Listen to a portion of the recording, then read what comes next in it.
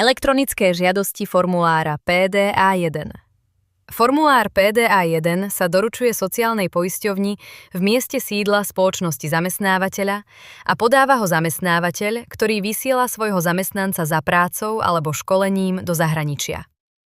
Tento formulár fakticky potvrdzuje to, že zamestnanec zostáva poistený v slovenskej sociálnej poisťovni a nemusí platiť odvody v krajine, kde práve pracuje. Od 1. júla 2026 sa tento proces radikálne mení, a to v týchto oblastiach. Koniec podávania formulára PDA1 v papierovej podobe, už len elektronicky. Doteraz ste mohli žiadosť o A1 priniesť na pobočku osobne, prípadne ju poslať poštou, alebo, ak ste boli modernejší, podať elektronicky. Od 1. júla 2026 však končí táto výnimka. Pre zamestnávateľov bude platiť povinnosť podávať žiadosti o vystavenie PDA1 výlučne elektronicky. V praxi sa môže stať, že ak po tomto termíne pošlete papierovú žiadosť, sociálna poisťovňa vám ju vráti ako nevybavenú. Systém ju jednoducho nezoberie. Hoci táto nová povinnosť znie ako ďalšia záťaž, má jeden obrovský benefit a tým je rýchlosť vybavenia.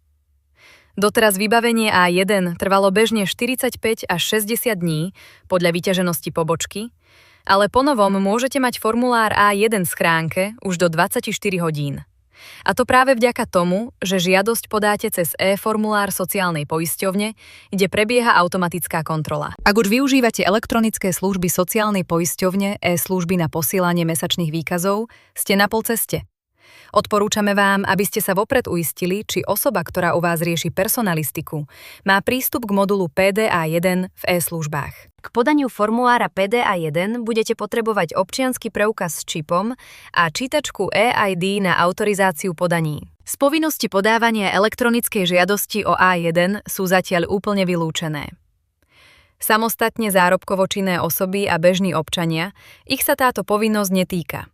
To znamená, že naďalej môžu podávať tieto žiadosti aj v papierovej podobe. Samozrejme, elektronická cesta je otvorená aj pre nich.